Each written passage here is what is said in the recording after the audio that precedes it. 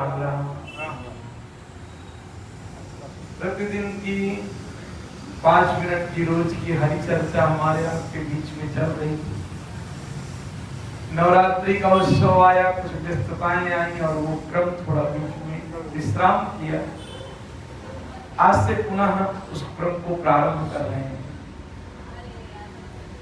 पिछले दिनों में भागवत की चर्चा में हम लोगों ने श्रवण किया कि महाराज उत्तानपाद मनु के बेटे हुए, उनकी पत्नी सुनीति से ध्रुव महाराज का जन्म। दूसरे बेटे का नाम है प्रियव्रत और प्रियव्रत के वंश में आगे चलकर के ऋषभ देव जी का जन्म हुआ। ये बाद में जैन धर्म के प्रवर्तक भी बने। इनका एक बेटा था अरिहंत और अरिहंत ने जैन धर्म का प्रारंभ भी किया। चतुर्थ अवस्था आई ऋषभ देव जी की, तो उन्होंने अपना संपूर्ण राज्य अपने बेटे, बड़े बेटे भरत को दिया। थोड़ी सी बातें मैं कहता चलूं। भरत का भी चतुर्थ पन आया तो उसने भी अपना संपूर्ण राज अपने बेटों को दे दिया। अब ये जो राज्य था, ये राज की सत्ता थी, ये चक्रवर्ती राजा होते थे। सूर्यवंश में जितने भी राजा हुए हैं चक्रवर्ती हुए हैं। प्रियव्रत, उत्तानपाद, ये सब चक्रवर्ती राजा। चक्रवर्ती मतलब पूरे वर्ल्ड का किंग एक ही होता था। और जैसे उनकी चतुर्थ अवस्था आती थी तो वो घर में बहुत यंग समय 50 वर्ष की अवस्था में वानप्रस्थ में चले जाते थे। कहाँ चले जाते थे? और 75 साल की आयु में तो वो सब छोड़ के संन्यास में आ जाते थे। 4 हमारे यहाँ व्यवस्था है ब्रह्मचर्य, 1 से 25 साल तक, 25 से 50 तक गृहस्थ और 50 से लगा करके 75 तक वानप्रस्थ और 75 से लगा करके 100 तक संन्यास। अब सबसे ज्यादा अगर आदमी को मोह घेरता तो ये 50 से 75 में घेरता है। अब इसी समय वो लोग राजा सब छोड़ के जाते थे तो बड़ा उनका कलेजा पत्थर का रहा होगा साहब। वो चक्रवर्ती राजा मतलब लाखों हजारों सर्वेंट उनके पास में रहते थे। 1-2 बीवियां नहीं रहती थी, गिनती करने बैठोगे तो लाखों में हजारों में बीवियां होती थी। उनके बच्चे भी उतने होते थे। या एक बेटा या एक बेटी या एक 2 रूम या 3 रूम का बेडरूम का घर छोड़ना बड़ा मुश्किल हो रहा है। अब क्या कंपेयर करते हैं कि पहले में क्या अच्छाई थी कि लोग सुखी थे, आज में क्या हुआ कि लोग दुखी हो गए। एक्चुअल हम बहुत विचार करेंगे तो त्यागा शांति अनंतरम, जो शांति है वो त्याग का सब्जेक्ट है। अब खोज रहे हो, हम सब खोज रहे हैं शांति कैसे मिलेगी, शांति कैसे मिलेगी। शांति मिल ही नहीं रही है। शांति कब मिलेगी, कैसे मिलेगी, क्यों मिलेगी। पैसा जुटाया, बीवी पैदा किया, बच्चे पैदा किया, दुनिया भर का तमाशा किया तो भी कुछ नहीं मिला। मिलेगा कि नहीं मिलेगा, ये एक सब्जेक्ट थोड़ा सा विचारणीय है। 2 मिनट के जितना पकड़ते हैं उतना शांत हो जाते हैं। क्या हो जाते हैं? और मजे की बात कि इंद्रियाएं जितनी कमजोर पड़ती हैं उतना ज्यादा आपका मन मजबूत होता है। यंग आदमी जल्दी से कोई चीज को छोड़ पाएगा, बूढ़ा बिल्कुल नहीं छोड़ पाएगा। इंद्रियाएं कमजोर हो रही, मन स्ट्रांग हो रहा है और मन पकड़ने में बहुत मास्टर है। इसलिए बुढ़ापा में मोह इतना पकड़ता है, इतना परी है बिल्कुल बिस्तरे में। अब मरने के लिए परिवार वाले दिन गिन रहे हैं कि मरे तो बच्ची की शादी करें। अब उनसे पूरा माता राम कैसी हो, बोले थोड़ा मैं बच्ची की शादी देख लूं तब। ये मोह का खेल देखिए। कल ही किसी से बात हो रहा था, उसने एक शब्द यूज किया, उसको थोड़ा तकलीफ भी हुई कि पंडित जी आप नहीं समझ सकते हैं कि माँ की ममता कैसे होती है, इसलिए माँ मुझको बच्चे की बहुत चिंता हो रही है। जबकि ना उनका बच्चा कभी उनको पूछता है, ना कभी बहू पूछता। वो दूर रहते हैं, वो चाहते भी नहीं कि वो उनके पास कभी जाए और ये बैठ के चिंता कर रही है। तो मैंने कहा माता जी आपका मुंह है, प्रेम व्रेम कुछ है, ये मुंह है। जिसको आपने प्रेम की बातें, प्रेम की परिभाषा दे दिया है, वो आप ये नहीं समझ पा रहे कि आपका मुंह है। आपको छोड़ना मुश्किल है, आपको छोड़ नहीं पाएंगे। और जितना छोड़ नहीं पाएंगे उतना आपके जीवन में दुख पैदा होगा। महाराज ऋषभ देव चक्रवर्ती थे, अपने बेटे को राज्य देकर के 50 साल की उम्र में वन चले गए, वानप्रस्थ। राजा भरत हुए, अब भरत ने भी सौंप दिया, वो भी जंगल चले गए। परंतु अब जंगल जाने के बाद मोह नहीं छूटेगा, ऐसी व्यवस्था भी नहीं है। अब ये देखिए कि भरत महाराज गंगा जी में स्नान, गंडकी नदी में, नेपाल के पास में एक नदी बहती है जहाँ सालग्राम निकलते हैं, गंडकी नाम। अब नहा रहे थे गंडकी नदी में, अचानक मृग ने वहां छलांग मारी, शेर लगा हुआ था, तो मृगी ने छलांग मारी, और जैसे मृगी ने छलांग मारी उसके पेट से बच्चे का जन्म हो गया। मृगी मर गई, नदी में मर गई डूब के। इन्होंने बच्चे को बचा लिया, कोई गलत नहीं है, बहुत जरूरी है, बच्चे को बचा ही लेना था। और बच्चे को लेके आश्रम आए तब भी ठीक थी। अब 24 घंटे बच्चे के पीछे ही लगे, बच्चा खाए तो खाए, मुस्कुराए, बच्चे को भजन माला वाला सब फेंक दिए।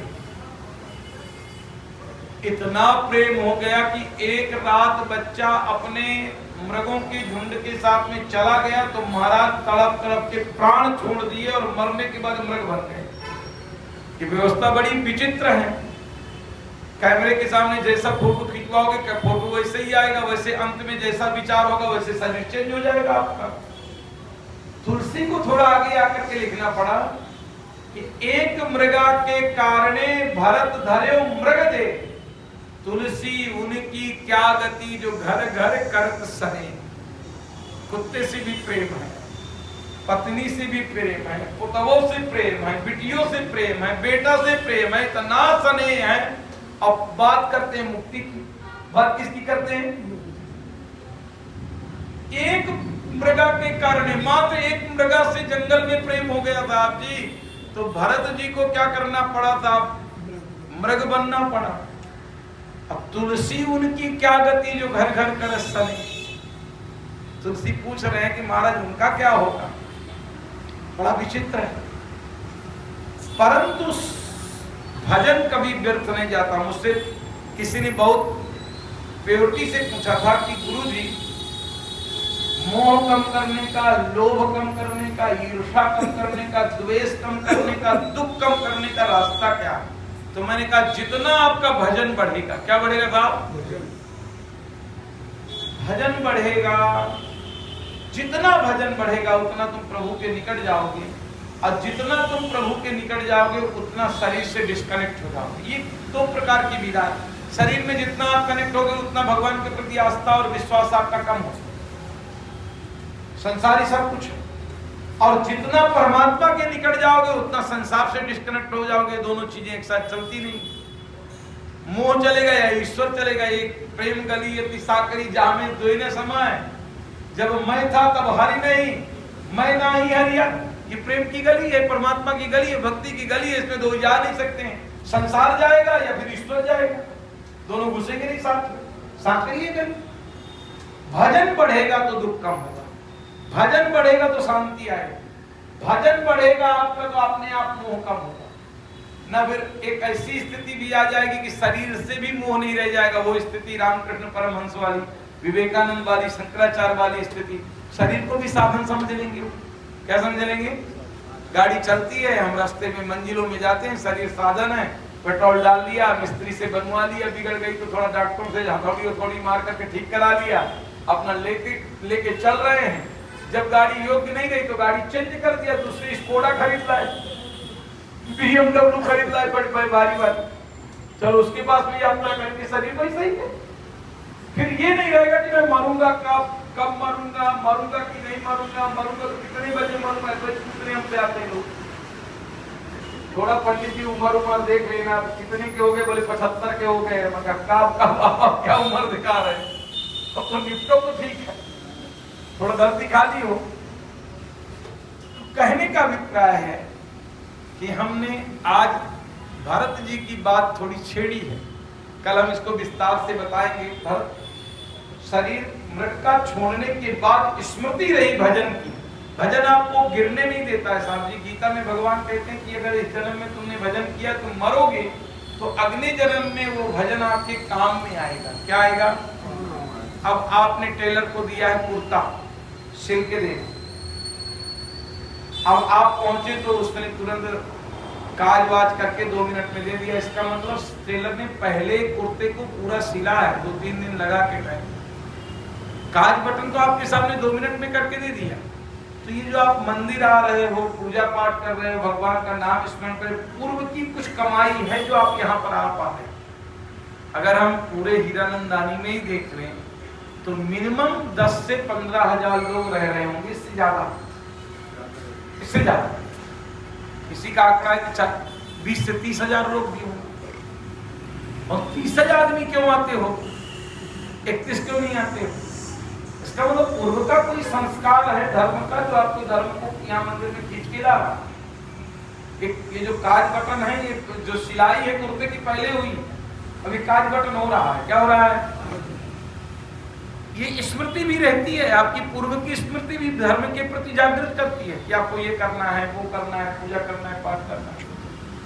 कल हम एक विशेष बात की चर्चा करेंगे कि भरत जड़ भरत हुए, ब्राह्मण कुल में उत्पन्न हुए, भाइयों ने, भाभियों ने, घर वालों ने, परिवार वालों ने इनको जंगल में डाल दिया खेत ताकने के लिए।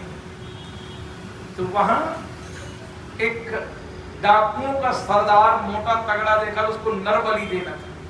पहले के समय में चोर लोग किसी गांव में चोरी करने जाते थे तो कहते कि अगर काली माता चोरी में सक्सेस हो जाएंगे तो बलि देंगे तुम। तो चोरवा कहीं सक्सेस हुआ तो इनको पकड़ लिया। अब पकड़ लेकर के भाई जी बलि का विधान कि नहवाना है। ये महीनों से खाना नहीं पाए थे तो इनको नहवाया, धुलाया, गले में माले पहनाया, बढ़िया कपड़े पहनाया, भोजन दिया। तो इतने प्यार से खा रहे थे, इतना प्यार से खा रहे थे कि वो जो बलि देने वाला सरदार है वो तलवार वार लिए खड़ा था, उसको भी आश्चर्य हो गया, यार भी डर ही नहीं रहा तलवार से। काली माता के सामने बैठा दिया, तलवार लेकर के काटने के लिए प्रस्तुत हुए तो बोले काली माता प्रकट हो गई। बोली यार इसको कुछ पता नहीं, तुम्हें दर्द कर रहे। लौट के वहां से चले आए फिर खेत में। तो एक रहुगण नाम का राजा कपिल महाराज के पास में सत्संग सुनने जा रहा था। एक उसका कहार बीमार पड़ गया तो रहुगण ने कहा राज्य अपना ये कोई भी एक आदमी पकड़ लो, पालकी में लगाओ, चले गया। तो जब इनको पकड़ा गया तो ये बड़ा आत्मज्ञानी पुरुष थे, पालकी चलाने का कोई अनुभव भी नहीं था। नीचे कीड़े मकोड़ों को भी भगवान समझ कर भी बचाते थे। तो थोड़ा राहुगण के सर में पालकी लगी, राहुगण बहुत चिल्लाया, अरे बोले इतना मोटे हो, तगड़े हो तुम। उसने टच किया, लग रहा है बहुत पतले, बहुत कमजोर हो, जिसके कारण पालकी नहीं। तो रहुगण को जड़ भरत ने पहली बार जीवन में मुंह खोला और ज्ञानोपदेश दिया। कल उसको सुनने जैसा बहुत विस्तार है, आत्मज्ञान के विषय में उसमें बताया गया है कि केवल शरीर हम नहीं, शरीर से परे हैं। बताया उन्होंने कि बोझ शरीर को होता है, मुझे कोई बोझ नहीं होता। तो कल हम उसकी चर्चा करेंगे कि क्रम को हम कोशिश करेंगे कि जितना आगे तक बढ़े। अभी भागवत का एक 5वां स्कंद चल रहा है। क्या चल रहा है? और हम उसको पूरा करने का प्रयास करें। राम राम।